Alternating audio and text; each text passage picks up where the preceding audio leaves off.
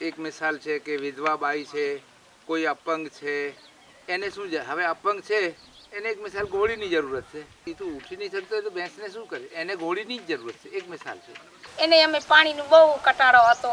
કાલે હું દબાવી કે હું દબાવે વળી આપણે વધવાનો. ગાયોને પાણી પીરાવવા માટે ક્યાં જવું? જે પંચાયતને સિત્યા હશે તો એ કામ સફળ થશે અને નહીં હોય તો નહીં થશે. તેમ છતાં જો એ ન કરાવે પંચાયત, હજી મામલતદાર ઓફિસમાં આપણે લેખિત દેવાનું છે.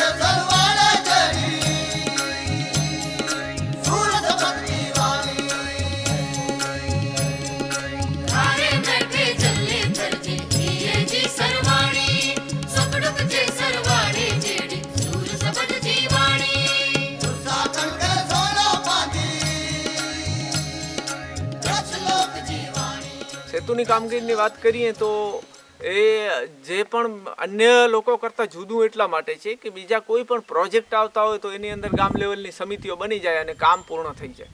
પણ સેતુ એવું વિચારે છે કે ગામની અંદર પંચાયત જે છે એ બંધારણીય બોડી છે અને એ ભલે 5 વર્ષે વ્યક્તિઓ બદલાય પણ એ બોડી બદલાતી નથી.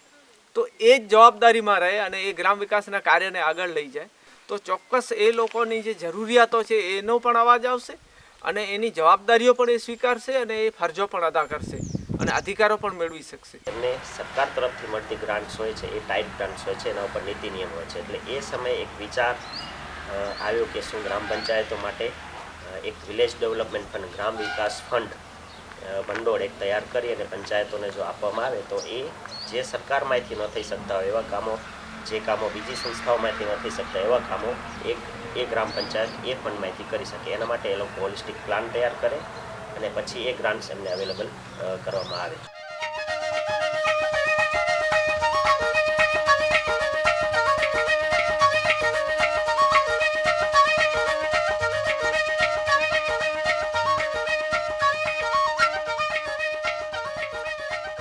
ये रोड के वञे तो सीधो ही तो जो वर्कशॉप है, ही तो जो वडो ढाड़ी है, ही फरियो सजो आज जो है એને એરિયા પૂરતો કોમ્યુનિટી હોલ ના બરોબર. કોઈ બી નિર્ણય લઈએ અમે કે ભાઈ આપણે હવે અત્યારે ગામમાં ફર્સ્ટ પ્રાયોરિટી કયો કામ લેવું છે, એમ કે જેમ કે આ સ્નાન ઘાટ હતો, આપણે ગટર લાઈન છે, સીસી રોડ છે, કે પાણીના વિશે છે, કે આરોગ્યને લઈને છે, કે ગરીબોને લઈને છે, શિક્ષણને લઈને છે. તો એની અંદર પહેલે તો વિચારવાનું કે આપણે કઈ બાજુ ફર્સ્ટ પ્રાયોરિટી કોને આપવી અને જરૂરિયાત કયું છે. પહેલે ગામની અંદર આંગણવાડીનો પ્રશ્ન હતો, એ પછી નર્સમેન પણ કાયમી આવતા નહોતા, સ્કૂલના રૂમ પણ ઘટતા હતા, શિક્ષકો ઘટતા હતા, ઘણી ઘરેમાં પણ લાઇટની વ્યવસ્થા નથી કે અમુક ગરીબ માણસને કાંઈ રોજીરોટીની જરૂર. આવા પ્રશ્ન ઘણા બધા આવ્યા હતા. અમારે તમને શું તકલીફ છે, તમને શી વસ્તુની જરૂરત છે, ઘરોઘરની અમે માહિતી લીધી, માહિતી લઈને પછી અમે આયોજન બનાવ્યું.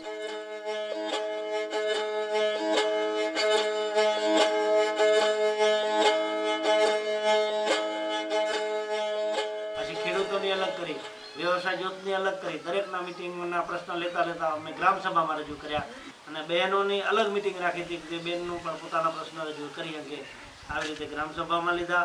ગ્રામસભામાં જે અમે સામાન્ય સભા પંચાયતમાં લીધા, ત્યાં અમે કામની વહેંચણી કરી કે ભાઈ આટલા કામ જે પ્રશ્ન આવ્યા છે તો એમાં કયો આપણે સરકારમાં લેશું, કયો સંસ્થાથી થશે, કયો લોકફાળાથી થશે. આવી રીતે અનેક અનેક પ્રશ્ન અમે જે મૂંઝવતા હતા તે ખરેખર 5 વર્ષમાં 100% પ્રશ્નમાંથી અમે 80% પ્રશ્નનો નિકાલ કર્યો. એટલે આમ જોઈએ તો એક વસ્તુ જે પારદર્શકતા એને કહીએ, જેનું ચિત્ર સામે મળે બરાબર. LGSS એવું માધ્યમ છે જે નામ સાથે ચિત્ર આપી દે છે. એ સર્વે જે હતું ને એ આપણે કેલિંગ સાથે રહીને એક સોફ્ટવેર કહેવાય કોમ્પ્યુટરની ભાષામાં. તો આ જે છે ને આના ઉપર ક્લિક કરીએ ને કેટલા ઘર છે, દરેક ઘરમાં કેટલી વસ્તી છે, આ ફંક્શનમાંથી અહીંથી આપણે ક્લિક કરીએ એટલે એમાંથી એ મળે. જે પંચાયતના આયોજનમાં ઉપયોગી બને છે એક ટૂલ્સનું કામ કરે છે. એ જે પંચાયતની જે માહિતીઓ છે, જનરલી આપણે માહિતીઓના મોટા થોથા રાખતા હોઈએ અને ઘણી વખત સરકારી કચેરીઓમાં જોઈએ કે બાંધેલા પડ્યા હોય, ઉપર અભેરાઈએ ચડાવી દેવાયા હોય. પણ આ એક એવી એપ્લિકેશન છે જે એ બધા થોથાઓને એક જ એપ્લિકેશનની અંદર સાચવે છે. સીધો એક ક્લિકે આખા રિપોર્ટ આપી દે છે. તો કે અમે તમારા ઉપર ભરોસો કરી અને અમે ખર્ચો કરીએ, પણ તમે આનું વ્યવસ્થા અને આનું કામ સારું કરશો. કીધું અમે કરશું.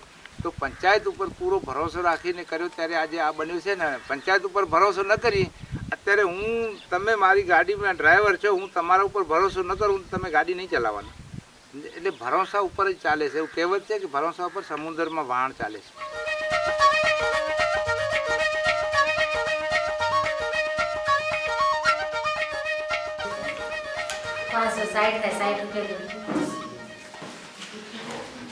તો આટલી રકમ જો એ આપે છે તો આપણે 25-30% એમાં આપવામાં વાંધો શું? આપણા ગામનો તો એક સુવિધા થઈ જાય છે. હવે આ ગૌશાળા અમે બનાવી છે એમાં 30% અમારો લોક ભાગીદારી છે. 70% ફંડ અભિયાનમાંથી લીધું હતું અમે VDF-માંથી, અને 30% ગામ લોકો ફાળો કરી અને એ કામ કરેલું છે.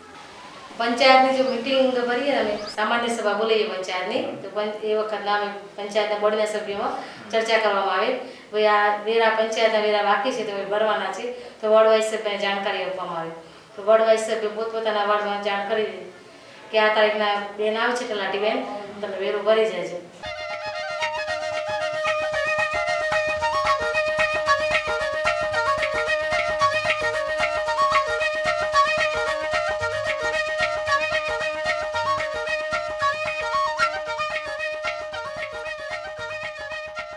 અમે ગાંડા બાવર કાઢી છે ને તો દેશી નીકળે.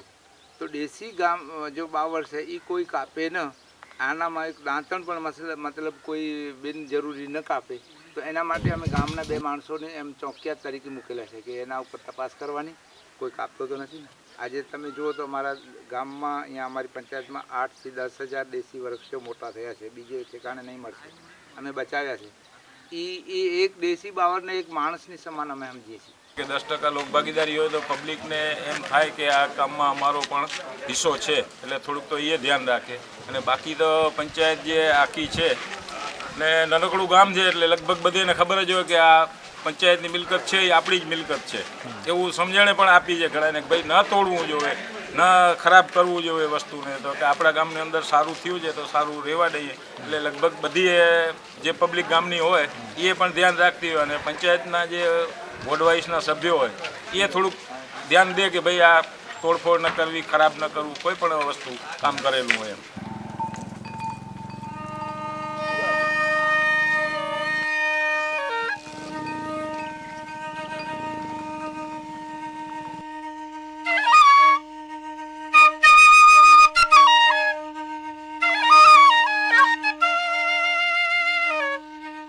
પાણી આવતું નથી લાઈનમાં. એના સિવાય અમારા જે તળાવો છે એ તળાવો જ્યારે વરસાદ ઓછા હોય ત્યારે એમાં પાણી રહેતું નથી. પાણી હોય નહીં, નાના નાના તળાવો છે. અચ્છા, હવે ગાયોને પાણી પીરાવવા માટે ક્યાં જવું? બીજો મેં ગાયેનું મેવાડો બંધાયો. એ અમારા ભાઈનો સાથ સહારો છે, ગામનો સાથ સહારો છે. સરપંચને કીધું કે ભાઈ આ ગાયું બચાડ્યું, અમે તો પાણી સગવડ કરી લીધી છે, પણ આ ગાયું ક્યાં પાણી પીવા જાય બચાડી? અને પાણી તો ખપે ને. પછી અમે કૂવો કરાયો. એ અમે ગામ સભા ભરાણી, એમાં અમે રજૂ કર્યું કે અમારે અહીંયા બાવારો બંધાવાનો. ત્યાં અમે ગાયું છે, કોઈ બકરા છે, કોઈ આ પક્ષી પાલવ છે, એ બચાડા પીએ. આની અંદર 2.5 લાખ રૂપિયા જેવું ખર્ચ થયું છે. તો એની અંદર 50,000 જેવું સમજી લો કે લોક ભાગીદારી અને સહભંડોળમાંથી, અને 2 લાખ રૂપિયા સંસ્થામાંથી આવ્યા. આ કૂવો બનાવ્યો, એના પછી આ વેળા બનાવ્યા, આ ઓરડી એ વળી પાછળથી બનાવી. કીધું આ પાણી કોઈના માટે નહીં, કોઈ પીવા માટે એને યુઝ નહીં કરવાનો, વેચવા માટે યુઝ નહીં કરવાનો. ખાલી પશુઓ અને જંગલી પ્રાણી અને પક્ષી કોઈ બી પીવે એવી આશાથી કોઈ ખોદે તો બી અમે એક એવો પંચાયતમાં બી ઠરાવ બી કરેલો છે કે ભાઈ આપણે આની નજીકમાં બીજો કૂવો કોઈ ન ખોદવો, આવું નક્કી કરેલું છે અમારે.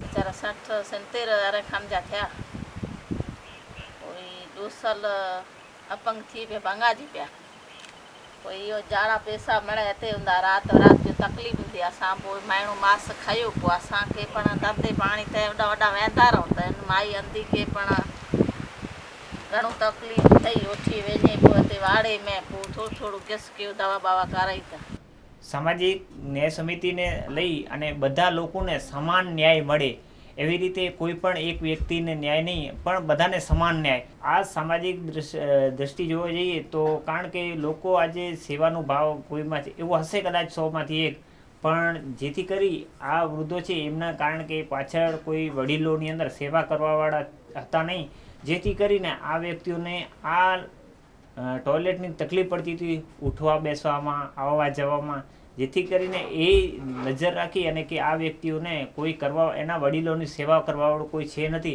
એટલે પંચાયતે આ વિચારી અને આ લોકો 4 વ્યક્તિ જે છે એ અગ્રતા આપી તો પો તકલીફ પઈ પોતે સસ્તારા આયા હશે મેટિંગ ક્યાં સુધા બેન નહીં બની ગઈ મેટિંગ ક્યાં પોઈ બાથરૂમ બન્યું हाँ त्या पोडो सलन बाथरूम में वञे ॿ ॼणा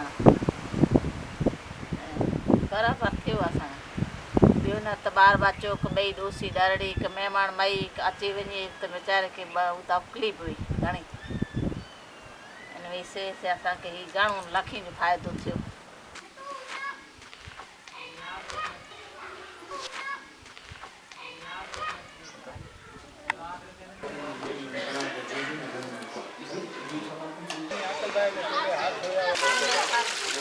पंचायत की तरफ से हमें बच्चों को जो तकलीफ होती थी और डीशे वगैरह रोज अपनी डीशे लाना या यहीं रखें तो हो सकता है कहीं इधर उधर रह जाए फिर बच्चा कंफ्यूज हो जाए तो फिर उन्होंने एक तरकीब बनाई अभियान के साथ और बच्चों को थाली वगैरह कटकी होती है चम्मच वगैरह तरकीब बना के सब बच्चों को दी ताकि इससे फ़ायदा ये हुआ कि बच्चों को घर से बर्तन उठाने की तकलीफ़ नहीं हुई और यहाँ भी वो अपना बर्तन यहाँ से लेकर खा के फिर साफ करके रख देते हैं और ऐसा भी नहीं होता कि इसी के ऊपर इसका नाम लिखा होता है कि वही इस्तेमाल करे बल्कि जो बच्चा उठाता है तो के रख देता और फिर दूसरे दिन उसको इस्तेमाल कर तो इससे ये फ़ायदा हुआ बर्तन की वजह से और ये काम पंचायत की वजह से हुआ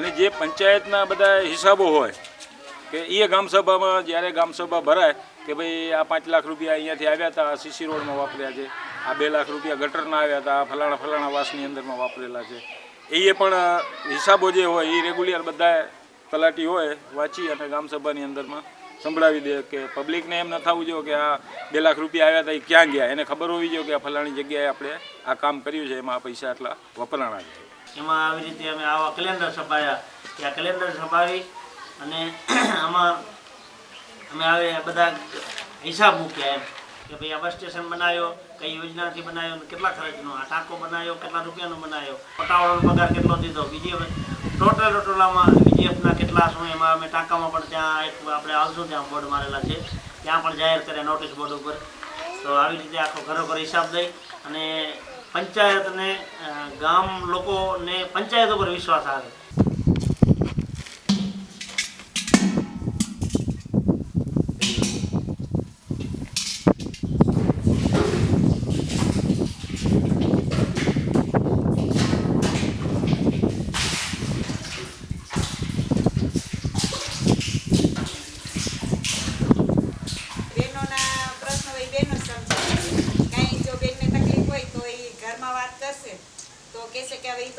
બધાનું થશે એમ થશે, પણ એક બેન હોય તો બીજા બેનને સમજી શકે કે કઈ પાણીનો પ્રશ્ન હોય તો ભાઈને એ પાણીના પ્રશ્નની ભાઈને ખબર ન હોય, કારણ કે બહેનોને જ આખો દિવસ ઘરમાં રહેવાનું હોય ને પાણી જોડે કામ કરવાનું હોય.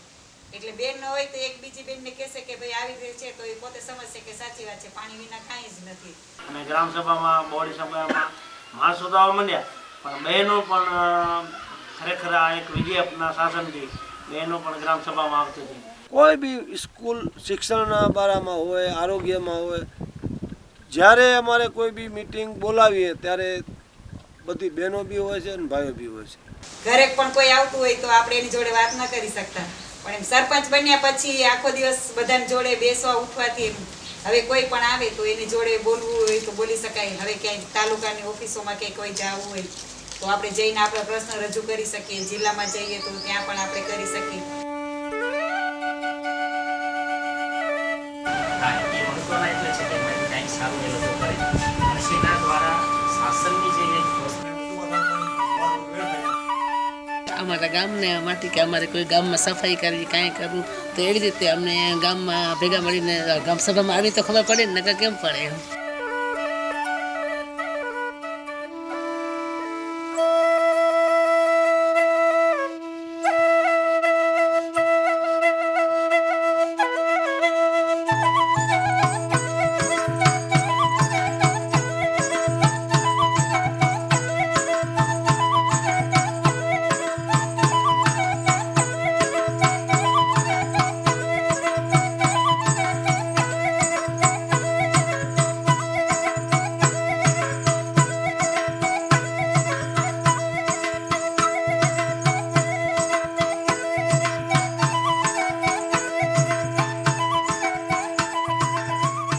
આપણો એ આશય રહ્યો છે કે જે આયોજન થાય એ મૂળથી થાય.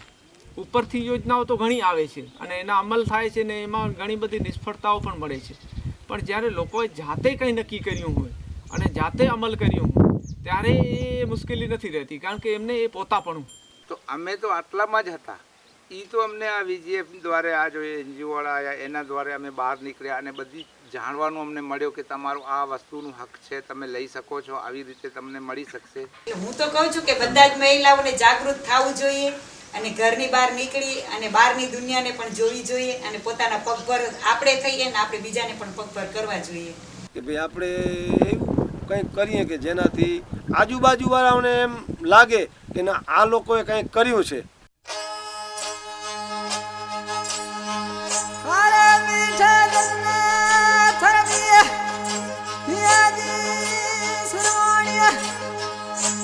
સુખ દુઃખ ના